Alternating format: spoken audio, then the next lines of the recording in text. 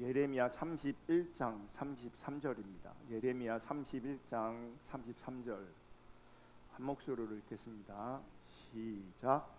그러나 그날 후에 내가 이스라엘 집과 맺을 언약은 이러하니 곧 내가 나의 법을 그들의 속에 두며 그들의 마음에 기록하여 나는 그들의 하나님이 되고 그들은 내 백성이 될 것이라 여호와의 말씀이니라. 아멘. 오늘은 참신앙인가 유사신앙인가 40번째 시간입니다. 오늘은 지난 시간에 이어서 3주 연속 행함이 있는 믿음인가 말만 하는 믿음인가 라는 제목으로 하나님 말씀 나눌 때에 하나님의 은혜가 우리 모두 가운데 함께 할 수 있기를 축복하고 또 특별히 하나님의 기준이 선명하게 우리 가운데 비춰질 수 있기를 축복합니다.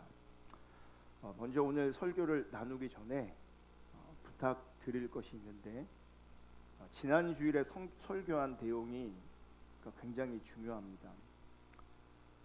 시간 때문에 복습할 수는 없지만 꼭 다시 들으시고 정리하시고 하나님 앞에서 나를 진단할 수 있기를 축복합니다.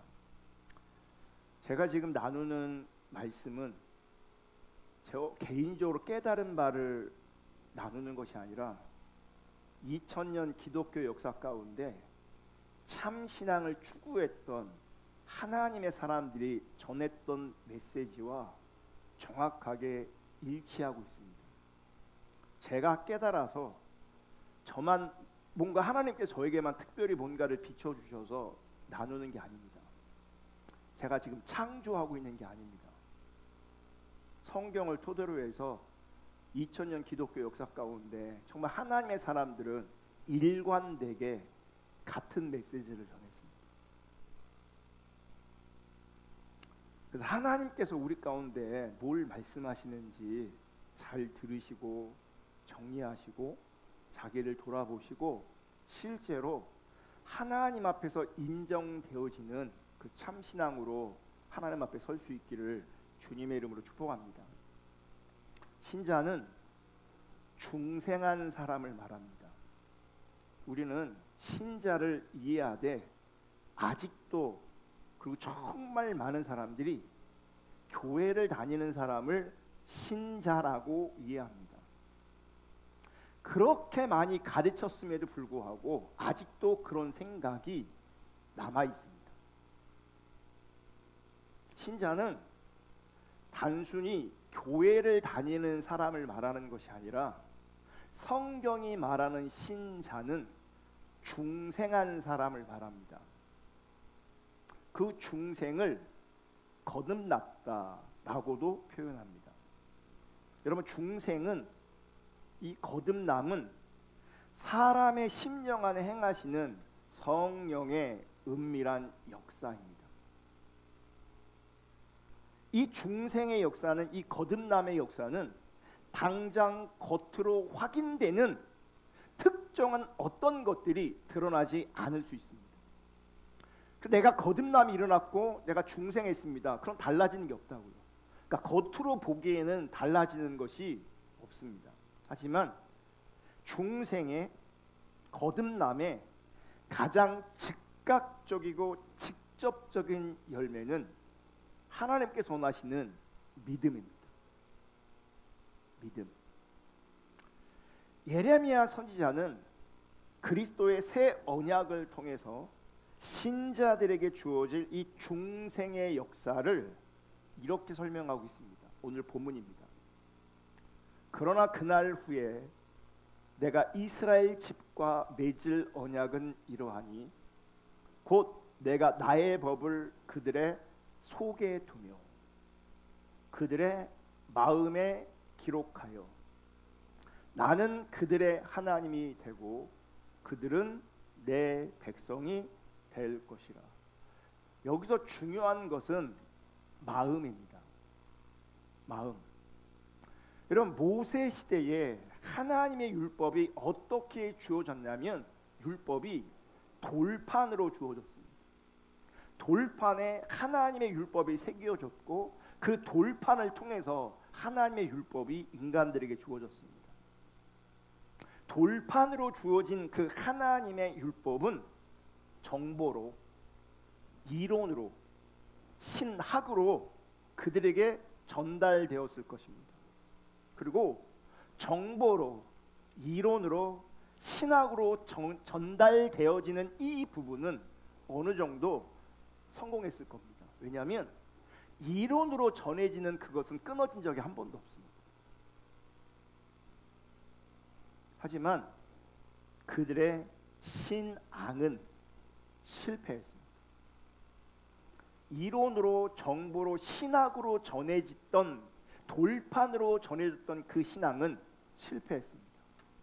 그 실패가 어떻게 드러나냐면 이스라엘 백성들은 하나님의 백성으로 존재하고 있지 않았습니다.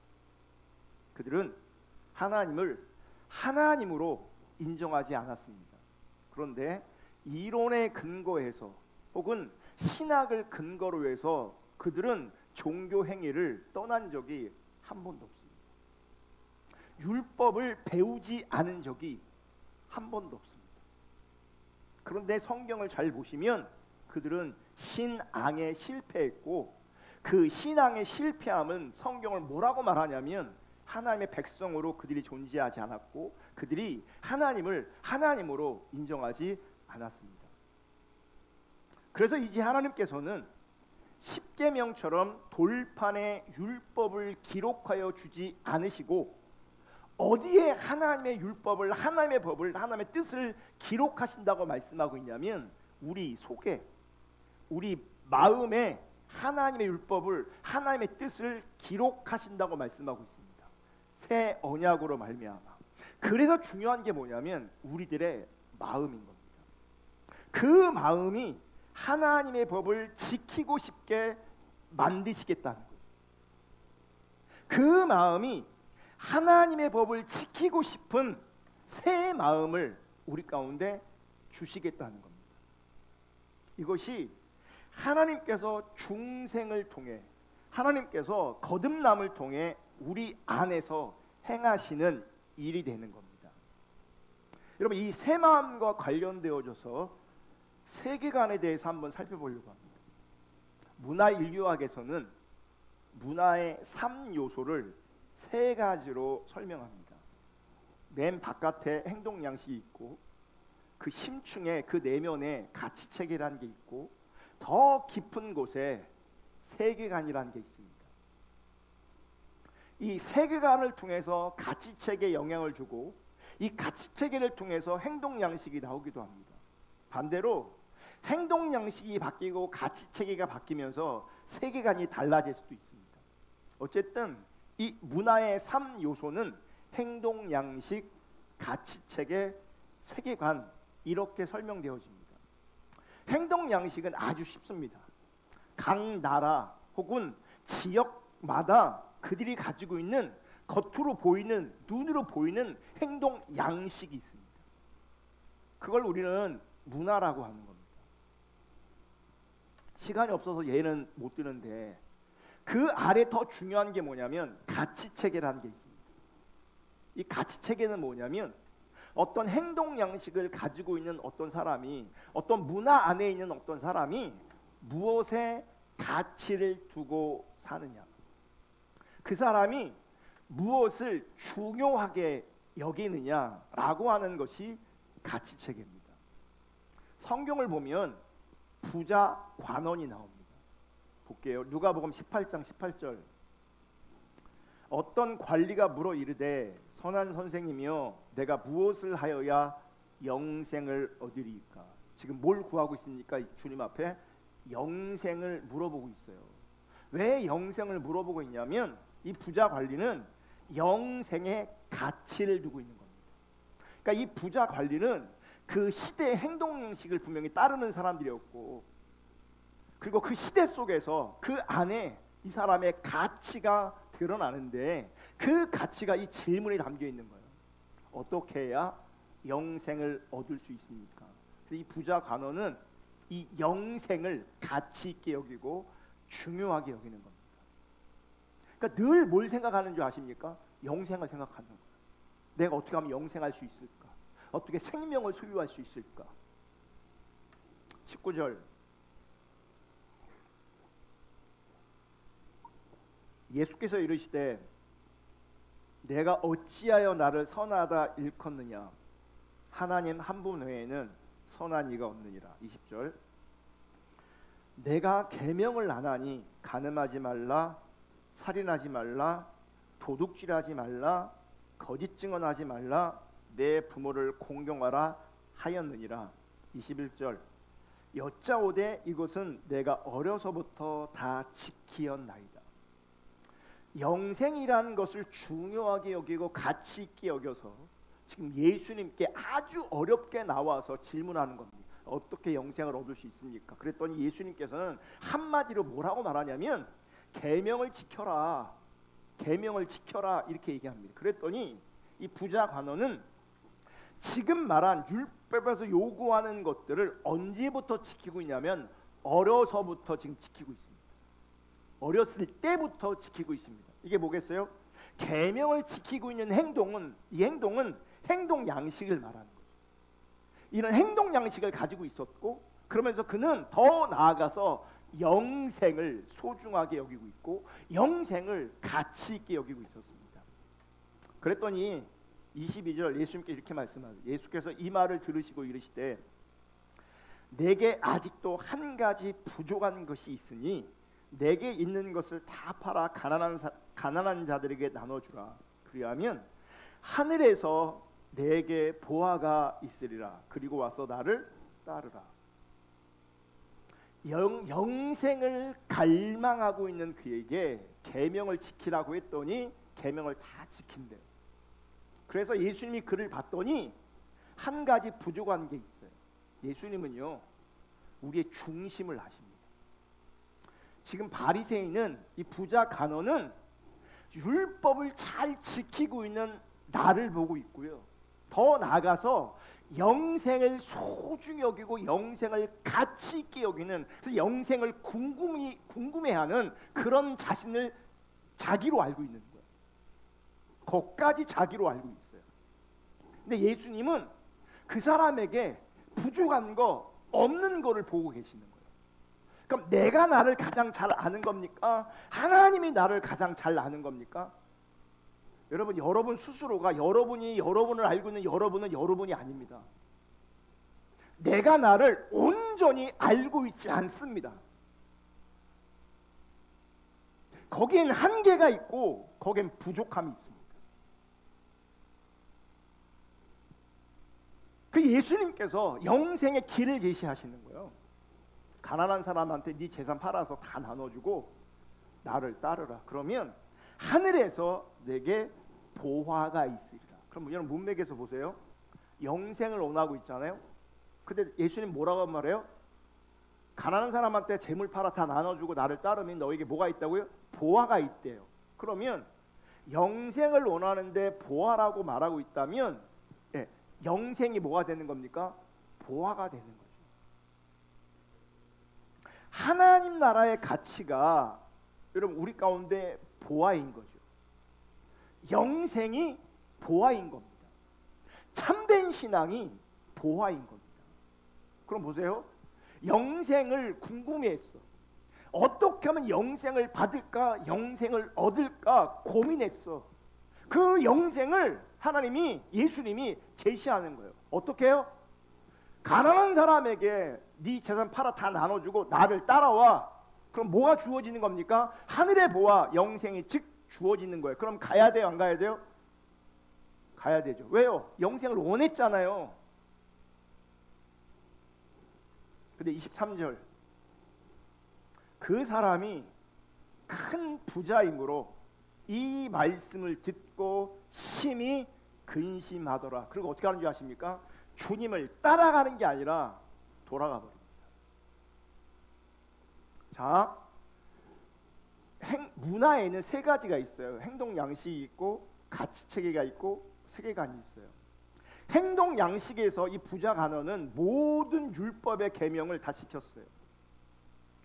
간음하지 말라, 살인하지 말라, 도둑질하지 말라, 이런 행동 양식이 그에게 있었습니다. 그리고 가치체계 안에서 영생을 소중하게 여겼습니다. 그런데 예수님은 그도 알지 못하는 더 깊은 곳에 있는 그 세계관을 아셨습니다. 그래서 그걸 지금 드러내시는 거예요.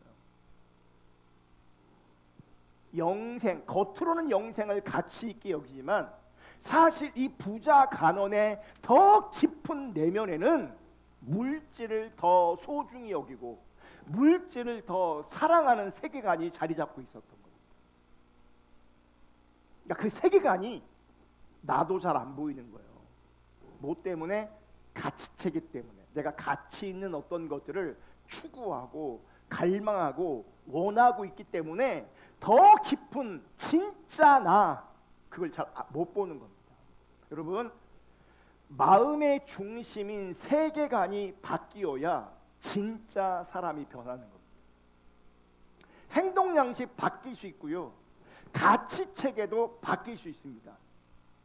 하지만 세계관이 바뀌지 않으면 그 사람은 안 바뀐 겁니다. 성경의 역사와 교회 역사를 통해서 우리 현실에서 직면하는 것이 뭐냐면 수십 년 신앙생활하도 성도들이 바뀌지 않는 이유가 있습니다.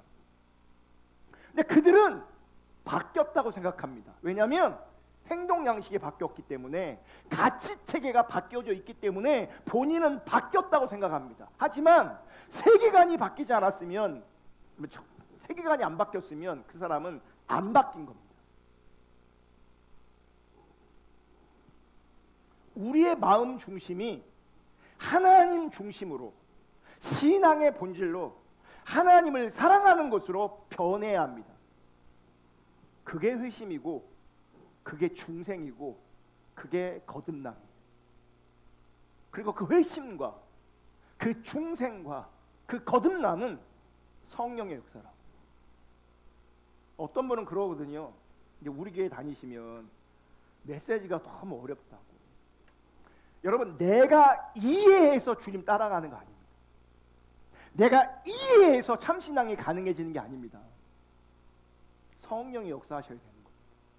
우리는 쉽다, 어렵다, 길다, 짧다, 그런 것들을 요구하고 원하고 푸시하지만 진짜 중요한 것은 우리 안에, 내 안에 성령이 일하셔야 참된 신앙이 되는 거예요. 백날 은혜라는 감정이 충만해도 세계관이 안 바뀌어 있으면 그 사람 안 변한 겁니다. 은사가 철철 넘치고 은사가 나타나도 그 중심, 그 세계관이 안 바뀌어 있으면 그 사람 안 바뀐 겁니다. 근데 현실에서는 다 자기들이 바뀌어 있다고 생각합니다. 특별히 자본주의 세상에서 하나님 어쩌고 저쩌고 얘기하고, 믿음 어쩌고 저쩌고 얘기하고, 은혜 어쩌고 저쩌고 얘기해도 정말 많은 사람, 그 중심에는 돈 사랑함이 있습니다. 그 세계관에 하나님 중심이 아니라 여전히 자기 중심이 있습니다. 우리 교회는 특별히 이 가치 체계가 진짜 바뀌었습니다. 기존의 한국교회 보편적인 교회는 복을 추구하고 성공을 추구합니다. 자기 만족을 추구합니다. 적어도 우리는 그렇게 안 가르칩니다. 신앙의 본질은 주님을 알고 사랑하는 거로 가르칩니다. 분명하게 우리 가치 체계가 지금 바뀌어 있습니다. 신앙의 본질은 이론으로 가치 체계가 달라져 있다고요. 우린 예배도 다릅니다. 한국교회 전체적으로 드리는 보편적인 예배와 다른 예배 형태를 가지고 있습니다. 달라져 있다고요. 그래서 세계관이 안 바뀌어 있잖아요. 이론이 달라지고 예배의 모양이 달라져도 세계관이 안 바뀌어 있으면 그 사람 안 바뀐 겁니다. 마태복음 13장 18절부터 보시면, 그런즉 씨 뿌리는 비유를 들으라. 아무나 천국 말씀을 듣고 깨닫지 못할 때에는 악한 자가 와서 그 마음에 뿌려진 것을 빼앗나니 이는 곧 길가에 뿌려진 자요. 교회 열심히 다녀도 깨닫는 바가 없어. 깨닫는 바가 전혀 없어. 그분은 그 영적 상태가 지금 길가입니다. 그냥 길가입니다. 그래서 이 길가의 상태를 가진 사람들이 우리 교회를 힘들어합니다. 깨달아지진 않는데, 비춰지진 않는데 뭔가 길어. 뭔가 길어. 예배도 길고 설교도 길고. 예. 그리고 뭔지 아세요? 친절하지 않아. 담임 목사가 친절하지 않아. 여기서 막 이러고 있어요. 그러니까 길가의 상태를 가진 사람들은 우리 교회가 굉장히 부담스럽습니다. 어렵습니다. 근데 이유가 있어요. 깨달아지지 않아서 그래요. 말씀이 들려지는데, 하나님의 뜻이 들려지는데 깨달아지지 않아요. 그냥 사라지는 거예요. 그냥 사라져 있어요. 20절, 돌밭에 뿌려졌다는 것은 말씀을 듣고 즉시 기쁨으로 받되 은혜 받은 거죠. 그리고 가치체계가 변화가 있습니다. 그래서 기쁨이 있는 겁니다. 가치체계가 달라졌어요. 새로운 걸 들었어요. 새로운 신앙에 대해서, 참 신앙에 대해서 내가 인정하기 시작했어요.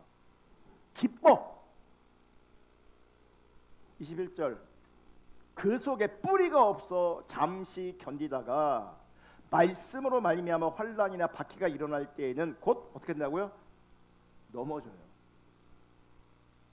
가치체계까지 내려왔는데 세계관이 변화가 안 생기니까 넘어진다고요.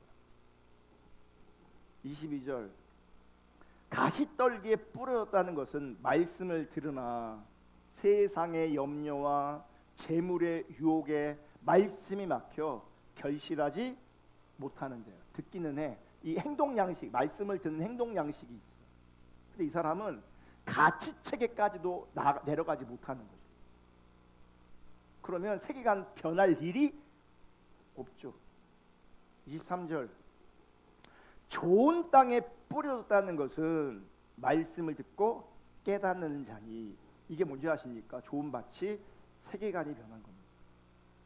마음이 변한 겁니다.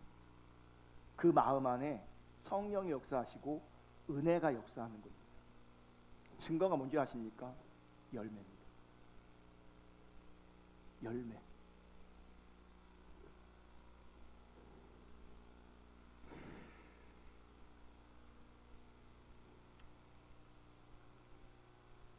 여러분, 우리는 많은 경우 가치체계의 영역에서 성경이 말하고 있는 마음의 영역을 생각하고 있는 것 같습니다. 성경은 마음이 중요하다고 말하는데 그 마음을 이해할 때 가치체계 영역에서 마음을 이해하는 거예요. 그럼 뭐 하는 건지 아십니까? 내가 신앙의 본질을 들으면, 그래, 내가 주님을 알아야지, 내가 주님을 사랑해야지, 내가 주님을 찾아야지, 그런 다짐을 가지고 자기 마음이 하나님 앞에 합당하다고 여기는 거예요. 스스로.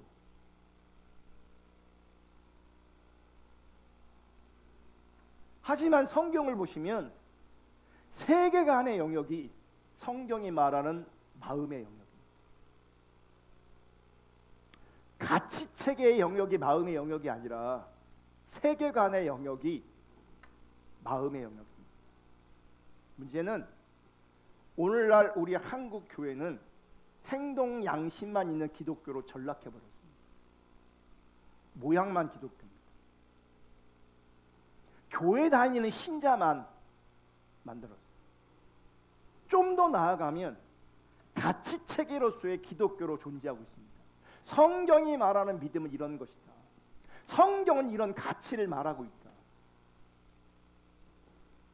요즘 성경학교, 이런저런 청소년 캠프, 대학생 청년 캠프 등등 이런 행사가 많은 시즌입니다.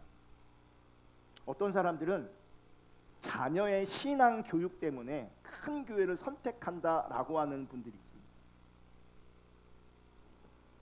그런데 잘 들여다보면 그게 캠프든 주일학교든 뭐든 행동 양식과 가치 체계가 변했을지 몰라도 세계관은 여전히 세상적인 것을 발견하게 됩니다.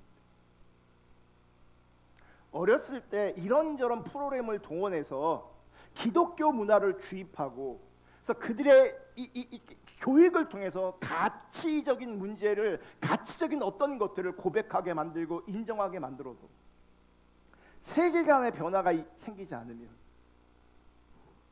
그들은 나중에 오늘 아까 말한 부자 관원처럼 다시 다 돌아가 버립니다. 신앙의 본질 십자가 복음, 그게 세계관에 영향을 미치지 않으면 다 돌아가 버립니다. 행동 양식은 여전히 가지고 있고 가치 체계로서 이게 맞는 거야 인정할지 모르지만 여전히 그 중심에 세상 사랑, 돈 사랑, 자기 중심이 강합니다. 안 변합니다. 깊숙이 내 세계관이 다루어지려면 하나님 앞에 있어요. 프로그램 앞에 있는 게 중요한 게 아닙니다. 재미있는 게 중요한 것도 아닙니다. 은혜라는 감정이 중요한 것도 아닙니다. 그런 게 쓸데없다 말하는 것은 아니지만 핵심은 그게 아니라는 거예요. 그게 본질이 아니라는 거예요. 이주용석 제가 시브리서 6장 말씀드렸잖아요. 빛이 한번 빛을 받고 성령의 은혜를 깨닫고 내세를 맛보고 말씀의 권세를 깨달아도 타락한다고요. 왜 그런지 아십니까? 세계관이 변하지 않기 때문에. 어려움이 있을 때 그게 세상이든 다른 종교든 이단이든 어떤 것이든 자기 이익에 관련된 자기 유익과 관련된 것을 선택합니다. 성경은 그걸 타락이라고 말하는 거예요. 나 하나님 안 믿어요. 나 교회 안 다녀요. 이게 타락이 아니고 성경을 보면 그들은 자기 유익을 위한 신앙을 선택하는 거예요.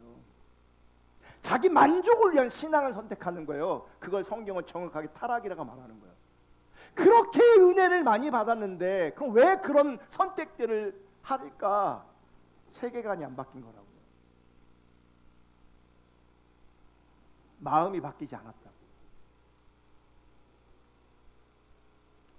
성경이 말하는 진짜 중생은 우리의 마음, 즉 세계관의 변화를 말합니다.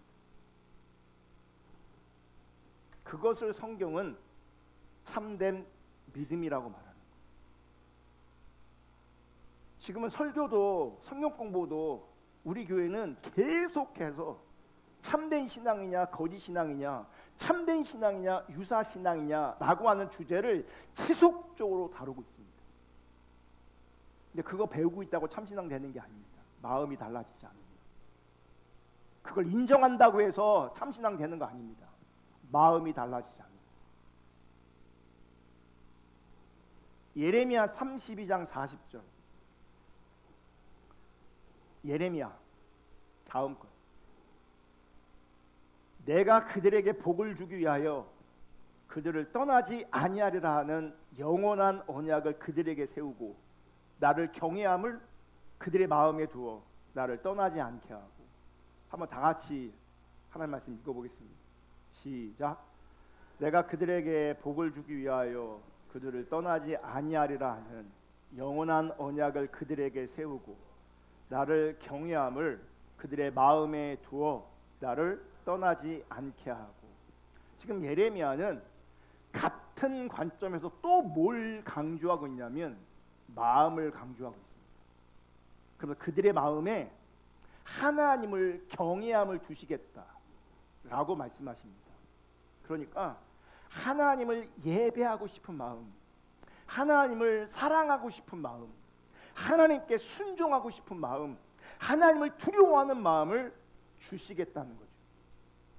그러면 하나님을 싫어하고 하나님께 분노했던 죄인들이 다시는 선하신 하나님을 떠나지 않게 된다는 겁니다. 여러분, 인간은요, 이스라엘 역사를 보시면 얼마나 인간이 부패했고 타락했다는 것을 알 수 있습니다. 그럼 이스라엘 역사를 보면요, 한마디로 말하면 이스라엘 역사는 타락의 역사입니다. 그들은 늘 하나님을 피해 다녔습니다. 도망 다녔습니다. 그것을 성경은 하나님을 떠났다, 하나님을 배신했다, 두 마음을 품었다, 이런 식으로 선지자들을 통해서 계속해서 그들을 책망합니다. 그럼 왜 그들은 하나님을 떠나는가? 왜 하나님을 배신하는가? 그들 마음에 하나님을 경외함이 없었기 때문에. 하나님 경외함이 없어요. 종교적인 모양과 그들의 종교를 지탱해주고 있는 율법의 근거들이 있을지 모르겠지만, 신학적인 근거가 이론이 정보가 있을지 모르겠지만, 제일 중요한 그들의 마음 안에 하나님 경외하는 것이 없었습니다. 그러니 그들은 계속 하나님을 떠납니다. 계속해서 하나님을 부정합니다. 바람핍니다. 제가 가끔, 죄송해요, 원고에 없는 얘기예요, 가끔 이혼 숙녀 캠프라는 프로를 봐요. 가끔. 지난번에 대전 사람들이 나왔어요. 대전 사람들이. 그래서 제가 놀라운 게, 거기 자매가요, 막 일상이 안 돼요. 일상이. 그래서 마음의 병이 있어서 조울증이 있어갖고요, 막 올라갔다 내려갔다 올라갔다 막 이래요. 막 집은 쓰레기장이에요. 집은.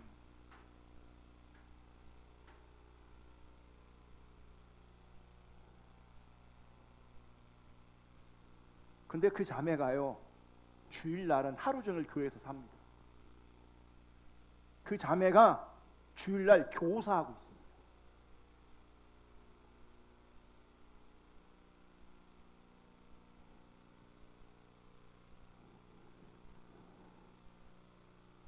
마음이 안 바뀌어 있다고요. 중심이 안 바뀌어 있다고요. 근데 주일날 하루 종일 열심 내는 것으로 자기는 신앙이 있다고 여길 겁니다. 삶의 문제가 한두 가지가 아닙니다. 그 다음 편에 대전 사람이 또 나왔습니다. 이건 더 놀랍니다. 더. 여자가 바람을 폈어요. 근데 바람을 폈는데요, 남편 앞에 막 따져요. 네가 뭔데 나를 힘들게 하냐? 어? 내가 바람 폈는데 네가 나를 위로해 줬냐? 막 얼마나 뻔뻔하지 모르. 바람 폈는데, 그것도 친구 남편하고 바람을 폈는데 막 당당해 막. 야, 세상 진짜 말세다 말세. 이런 경우가 있나? 이런 경우가. 바람 폈는데.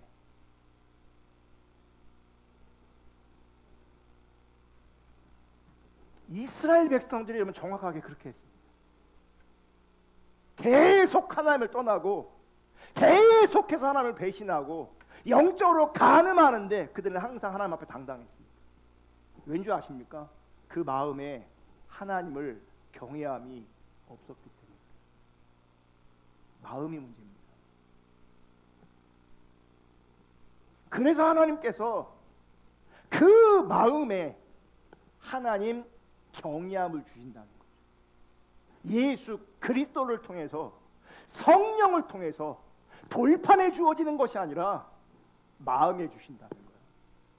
그 마음에 하나님을 경외함을 주신 사람들, 즉 중생으로 새 마음을 받은 사람들은 절대로 하나님 떠나지 않습니다. 성경이 약속하고 있어요. 나를 경외함을 그들 마음에 두어 나를 떠나지 않게 하고. 왜 떠나냐? 하나님 경외하지 않기 때문에. 왜 떠나냐? 하나님 사랑하지 않기 때문에. 그럼 왜 그런지 아십니까?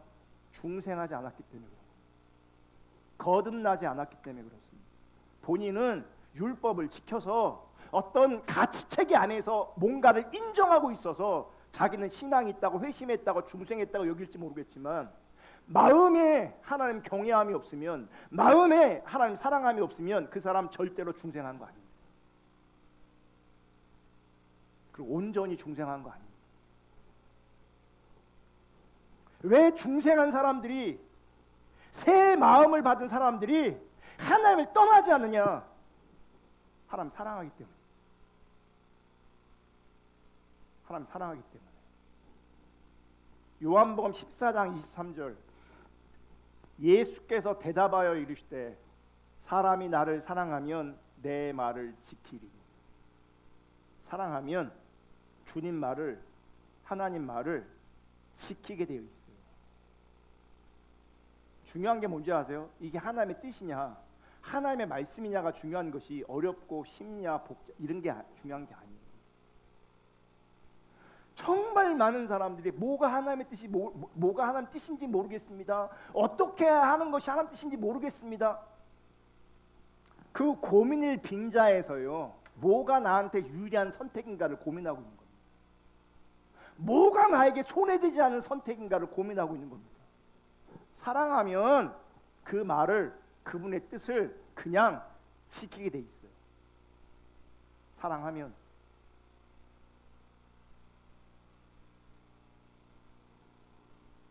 사람이 나를 사랑하면 내 말을 지키리니 내 아버지께서 그를 사랑하실 것이요 우리가 그에게 가서 거처를 그와 함께 하리라. 24절 나를 사랑하지 아니하는 자는 내 말을 지키지 아니하나니. 사랑하지 않으면 하나님의 말씀을 지켜낼 수가 없습니다. 왜요? 마음이 안 변해 있거든요. 나는 여전히 돈 사랑하거든요. 하나님보다. 나는 하나님보다 세상에 더 재미있거든요. 지켜낼 수가 없어요. 여러분 사랑하면 내가 사랑하는 사람의 말을 듣고 싶어집니다. 제가 주일날 아침에 일찍 오거든요. 근데 우리 아내가 찹쌀을 씻어놔야 되나 봐요. 근데 어제 해야 되는데 못했어. 바빠서 까먹어서. 내가 주섬주섬 옷 입고 있는데요. 여보 찹쌀 씻어야 돼. 내가 뭔 소리야? 내가 가서 할 일이 얼마나 많은데. 내가 주일날 일찍 와서 할 일이 얼마나 많은지 아십니까? 다시 설교 정리하고 또 보고 또 보고 또 보고 그거가 얼마나 진이 빠지는데요. 그러니까 순간 뭔 소리야? 오자마자 전화했어요. 찹쌀이 어디 있어? 어떻게 하라고? 3번 씻고 이렇게 물을 담아 놓으라고. 이거 내가 한 거야 그거. 저거 내가 한 거야. 내가 주일학교를 밥 먹는다고 찹쌀 뭐 가져간다고. 정말 감사하기도 하시고 먹을 때마다 저를 축복하시고 기도하셔야 돼요. 지금 왜 그러겠어요? 제가 사랑하면 사랑하는 사람의 말을 듣게 돼 있어요. 그리고 들으려고 해요. 그 말을 소중히 여겨요. 반대로 싫어하는 사람의 말은 듣고 싶지 않습니다. 왜 우리가 하나님의 말을 듣지 않느냐? 표현은 그렇게 못하지만 우리 마음에서 그분을 싫어하는 겁니다. 사랑하면 내 말을 듣는다 그랬어요. 사랑하면 듣게 돼 있어요. 사랑하지 않으면 내 말을 지키지 않는데요. 여러분 순종되지 않고 주님의 말을 듣지 않는다는 것은 내가 표현은 그렇게 안 하지만 내가 스스로 비참해지니까 그건 아닌 것 같으니까 그렇게 인식 안 하지만 상태는 하나님 내가 싫어하는 겁니다. 하나님 부담스러워 여기는 겁니다.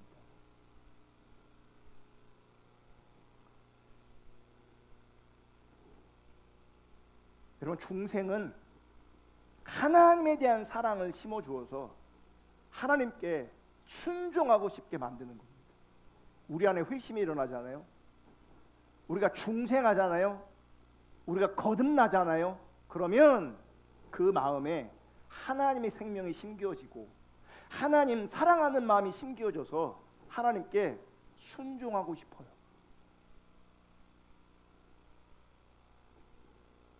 에스겔 36장 26절 또 새 영을 너희 속에 두고 새 마음을 너희에게 주되 너희 육신에서 굳은 마음을 제거하고 부드러운 마음을 줄 것이며 27절 또 내 영을 너희 속에 두어 너희로 내 율례를 행하게 하리니 너희가 내 규례를 지켜 행할지라.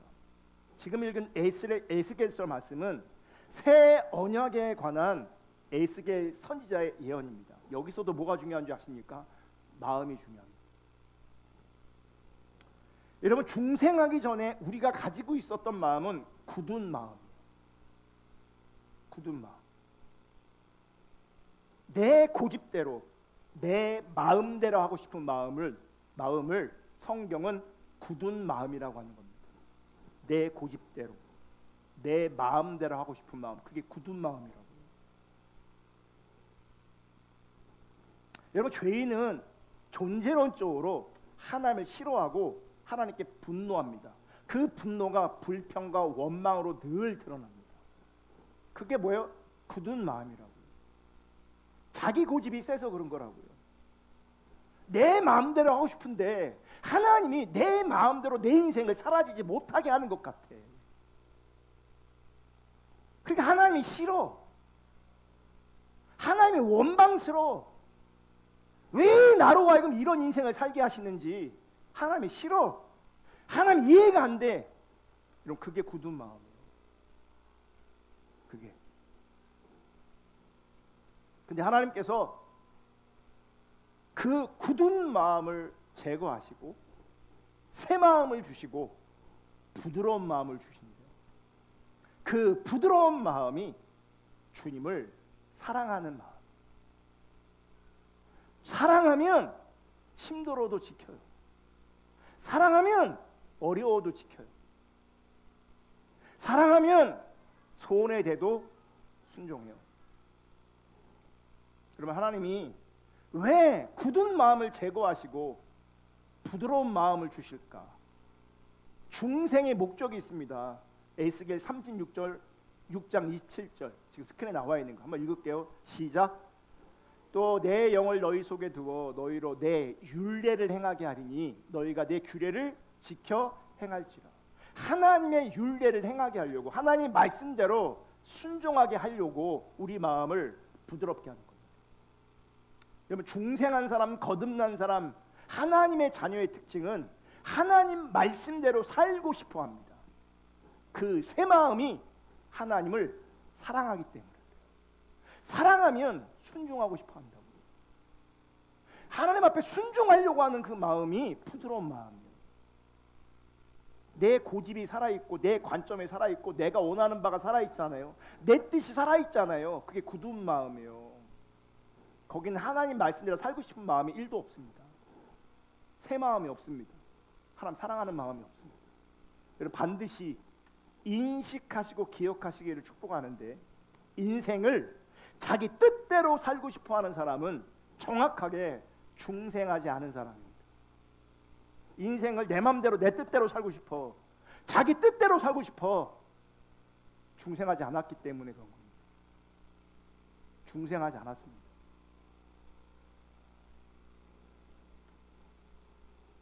하나님을 사랑하지 않는 자는 하나님 자녀가 아니기 때문에 그렇습니다.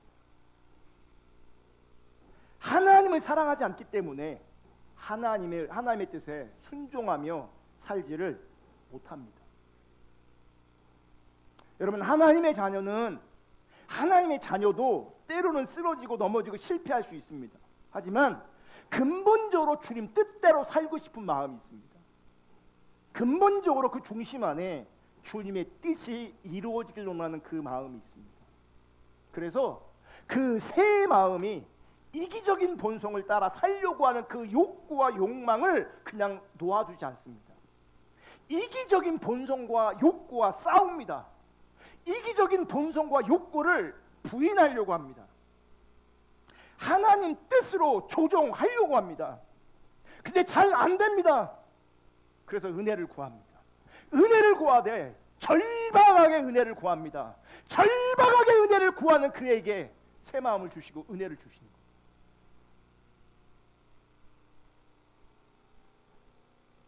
거듭난 하나님의 자녀가 하나님께 드리는 순종은 억지로 하는 순종이 아닙니다. 하나님 자녀의 순종은 못된 주인을 섬기는 종의 마지못한 의무가 아닙니다. 마지못해 이 자리에 있다면, 마지못해 어떤 일을 하고 있다면, 마지못해 동참하고 있다면 정확하게 새 마음이 아닌 겁니다. 중생하지 않은 겁니다. 하나님의 자녀는 그런 식으로 예배에 동참하지 않고, 진짜 거듭나고 중생한 하나님의 사람들은 그런 식으로 공동체와 함께하지 않습니다. 물론 신자의 삶에도 의무가 있습니다. 그것이 얼마나 언제나 즐거운 것은 아닐 수 있습니다. 또한 믿는 사람의 마음, 중생한 사람의 마음에도 갈등이 일어나고 영적 전쟁이 일어나기도 합니다. 그래서 우리의 마음을 더 지켜야 합니다. 우리 안에 죄성이 있기 때문에 갈등이 일어날 수 있다고요.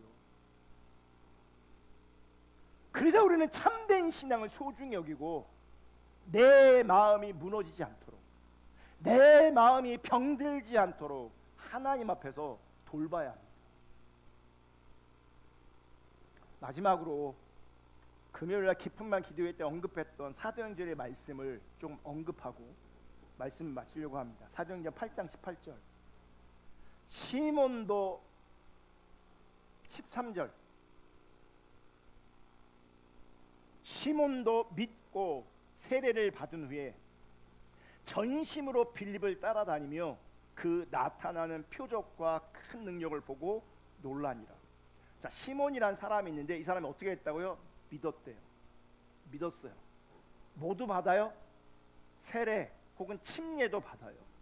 그리고 어떻게 합니까? 전심으로 빌립을 따라다닙니다.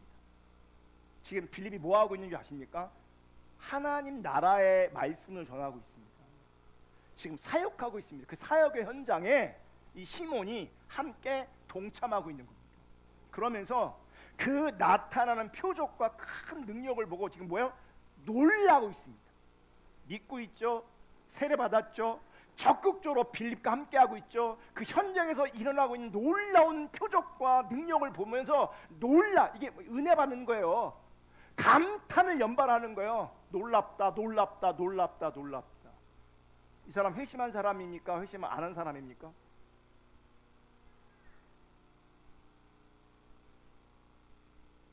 요거만 보면 회심한 것 같죠. 요거만 보면 신앙이 좋은 것 같죠. 17절, 이에 두 사도가 그들에게 안수함에 성령을 받은지라. 시몬이 사도들의 안수로 성령 받는 것을 보고 돈을 들여 이르되 이 권능을 내게도 주어. 누구든지 내가 안수하는 사람은 성령을 받게 하여 주소서. 성령의 능력을 돈으로 살려고 합니다. 그러면 이 사람이 예수를 믿은 이유, 이 사람이 세례를 받은 이유, 이 사람이 빌립을 적극적으로 전심으로 따라다닌 이유, 이 사람이 현장에서 놀란 그 이유는 무엇과 연결되는지 아십니까? 자기 이익과 유익과 자기 만족과 연결되는 겁니다. 더 큰 만족을 위해서 뭘 구하는지 아십니까? 성령의 능력이 나에게도 임했으면 좋겠다. 성령의 능력이 지금 세상의 능력을 구하는 게 아니에요. 성령의 능력을 구해요. 왜 구하냐? 자기 이익과 유익과 만족을 위해 구하는 거예요. 교회 와서 신앙생활하면서 정말 자기 만족을 구한다면 시몬 같은 사람이에요. 신앙생활하면서 교회 다니면서 어떤 나를 위한 힘을 구하고 있다면 정확하게 시몬입니다. 믿었어. 은혜도 받았어. 세례도 받았어. 적극적으로 동참하고 있어. 그 현장에서 막 놀라워하고 있어. 이 사람에 대해서 베드로가 뭐라고 평가하는지 아십니까? 20절, 베드로가 이르되 내가 하나님의 선물을 돈 주고 살 줄로 생각하였으니 내 은과 내가 함께 망할지어다. 너 망한다. 21절 다 같이 있습니다. 시작. 하나님 앞에서 내 마음이 바르지 못하니 이 도에는 내가 관계도 없고 분깃될 것도 없느니라. 문제가 뭔지 아십니까? 그의 마음이에요. 마음이 바르지 않으면 베드로가 뭔지 아세요? 너 우리랑 지금 전혀 상관없는 존재야. 지금 하나님 나라가 확장되고 있는데 이 일과 너는 하나도 상관없는 존재야. 이유가 뭔지 아세요? 내 마음이 바르지 못하니. 그러면서 23절에 이렇게 얘기해요. 내가 보니 너는 악독이 가득하며 불의에 메인 바 되었도다. 여러분, 하나님을 향한 우리의 마음의 문제가 있잖아요. 그 문제는 반드시 자기 이익과 자기 유익과 자기 만족을 구하게 돼 있고 그 마음이, 그 생각이 항상 자기 중심으로 돌아가게 돼 있어요. 근데 그 상태를 이렇게 생각하는 거예요. 악독이 가득하다. 불의에 메인 바 되었다. 자, 시몬은 믿었고 세례도 받았고 전심으로 빌립을 따라다녔고 그 현장에 놀라운 하나님 나라의 역사를 보았고 놀라기까지 했어요. 근데 그 마음이 안 변했습니다. 이 사람 변했을까요? 아니 구원 받았을까요? 못 받았을까요? 못 받았어요. 바울의 책망을 들으면 그가 회심하지 않으면, 회개하지 않으면, 돌이키지 않으면 이 사람은, 시몬은 절대 구원받지 못합니다.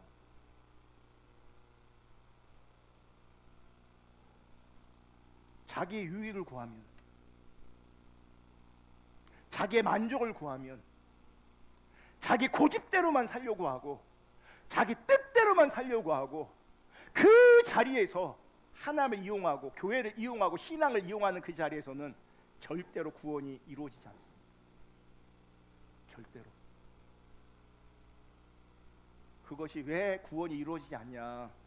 그게 악독이라서. 악독이 가득하고 불의에 매인 바가 되었기 때문에 그래요. 여러분, 우리의 마음이 중요합니다. 하나님 앞에 우리 마음의 자세가 중요합니다. 그 마음이 회심의 증거입니다. 우리의 마음이 바르면 하나님의 뜻을 찾게 돼 있고, 그 하나님의 뜻에 정렬되기를 원하고, 그 하나님의 뜻이 우리 가운데 이루어지기를 원하고, 하나님의 뜻에 순종하기를 원할 겁니다. 그게 바른 마음. 그냥 하나님의 기준에, 하나님의 뜻에, 이게 하나님 뜻이면 그냥 순종할 수 있는 은혜가 부어지기를 주님의 이름으로 축복합니다. 영상 하나 준비한 게 있고 불 다 꺼주시고 소리 좀 키워주시고.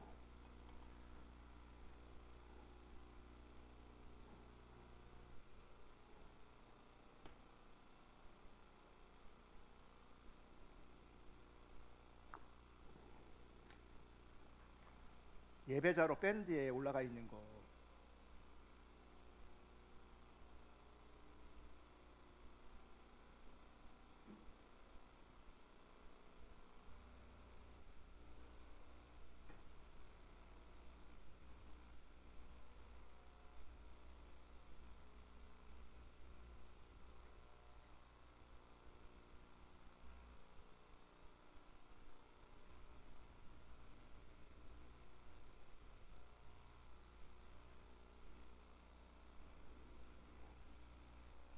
준비 안 됐으면 그냥 불 켜주세요. 네, 됐네. 소리.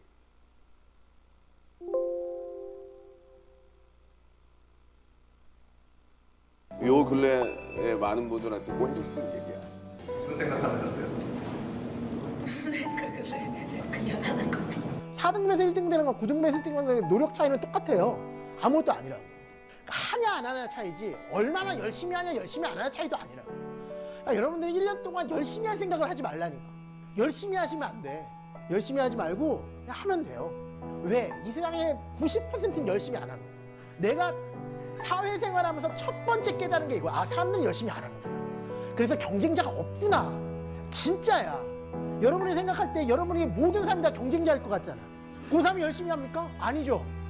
다 안 하잖아요. 열심히 하는 애는 극소수죠. 걔네들만의 잔치죠. 열심히 하는 애들만의 잔치. 그게 수능이지. 근데 그 말이 진짜 딱 맞는 것 같아. Just do it. 그 말이 정말 잘 지은 말이야. 아니야, 진짜야. 그 말 좋잖아. Just do it. 그냥 해야 돼. 맞아. 이거저거 생각하잖아. 아무것도 안 돼. 그래서 있잖아, 그런 말이 있어. 산을 가고 싶으면 신발을 신으면 벌써 반이 해결된다. 뭐라도 해라. 딱 신발을 신으면 끝이야. 그냥 딱 무슨 생각이 들 때 그냥 신발부터 신어. 진짜 그거 되게 중요하다. 전 정말 죄송한데 전 신경 안 씁니다. 누군가가 나 롤모델이다. 그 사람들한테 내가 어떤 배우로서 우뚝 서 있는 모습을 보여줘야겠다. 저는 이런 생각을 해본 적이 없어요. 그냥 제 일을 할 뿐이에요, 저는. 나만 잘하자. 이 진짜 농담이 아니라 남을 의식하는 순간 비극이 오는 것 같아요. 허세가 들어가고 그냥 내 일을 제가 열심히 할 뿐이에요. 예. 열심히들 하십시오. 연기 포기했다. 야, 네가 지금까지 한 게 있는데 끝까지 해보라고. 근데 아니면? 끝까지 해봤는데도 안 되면? 그게 너무 무섭고 불안하고 힘들더라. 그래서 포기했어. 뭐 그래서 뭐 포기하니까 마음이 좀 편해졌어? 아니잖아. 더 힘들잖아. 내 말 틀려? 나도 기약 없이 오디션 보고 대사 한 줄 없는 단영이라는 거 그거 불안하고 지치고 힘들어. 근데 왜 포기 안 하는 줄 알아? 포기하면 더 힘드니까. 하기 싫은 일 억지로 하면 사는 게 100배 1000배 힘들 걸 더 잘 아니까. 포기해도 힘들고 포기 안 해도 힘들 거면 그냥 좋아하는 일 하면서 힘든 게 더 낫지 않냐. 나 이 머리가 나빠서 그런지 난 그게 맞는 것 같은데.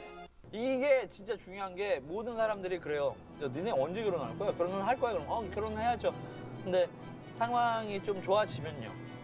그 좋아지는 상황이 안 온다고. 안 온다는 이유가 걔네가 잘못 사는 게 아니고 내가 만족해서 나 요 정도 상황이면 됐어 라는 거는 안 오는 거야. 그 기대치가 계속 커지거든. 뭔 말인지 알아? 마음을 먹었을 때 어떤 상황에서든 지금 해야 되겠다 라고 해야 돼. 그냥 하면 답이 나오고 길이 나오고 상황이 생기고 이렇게 하는 거야. 됐습니다. 불 켜주시고요. 여러분 세상도 마음이 중요하답니다. 옳은 일이 있으면 내가 해야 될 일이 있으면 그냥 하는 거예요. 그냥 하래요. 이거 세상 사람들도 그렇게 하는 거예요. 여러분 내 마음이 주님께 합당하냐 합당하지 않느냐 어떻게 증명하고 어떻게 확인할 겁니까? 내 마음이 주님께 있는 사람은 하나님의 뜻에 그냥 합니다. 핑계대지 않습니다. 이것저것 따지지 않습니다. 합리화하지 않습니다. 그냥 하나님의 뜻이기 때문에 하나님이 원하시기 때문에 내가 그분을 사랑하기 때문에 그냥 합니다. 마음이 있는 사람은 그냥 합니다. 왜 안 되냐? 왜 힘드냐? 왜 하기 싫으냐? 마음이 없기 때문에. 마음이 없다는 얘기는 이게 심각해지는 겁니다. 회심이 일어나지 않은 거예요. 중생하지 않은 거예요. 진짜 중생했다면 성경이 말하는 신앙은 그 마음에 하나님 경외함이 심겨집니다. 하나님의 생명이 심겨집니다. 크든 작든 그게 하나님의 뜻이면 순종하려고 합니다. 뭐 바라고 하는 게 아닙니다. 그냥 하는 겁니다. 이것저것 따지지 말고 핑계대지 말고 합리화하지 말고 하나님의 뜻이면 그냥 순종할 수 있는 은혜가 부어지기를 축복하고 그 순종을 통해서 하나님께서 원하시는 마음으로 하나님 사랑하는 마음으로 증명될 수 있기를 주님의 이름으로 축복합니다. 그래서 행함이 있는 믿음이 참된 믿음이라고 하는 겁니다. 말만 하는 믿음, 모양만 있는 믿음, 어떤 가치에 동의만 하는 믿음, 참된 믿음 아닙니다. 행함으로, 열매로, 그냥 하는 것으로 반드시 열매 맺기를 주님의 이름으로 축복합니다. 아멘. 찬양하고 기도할 건데요. 세상 흔들리고 사람들은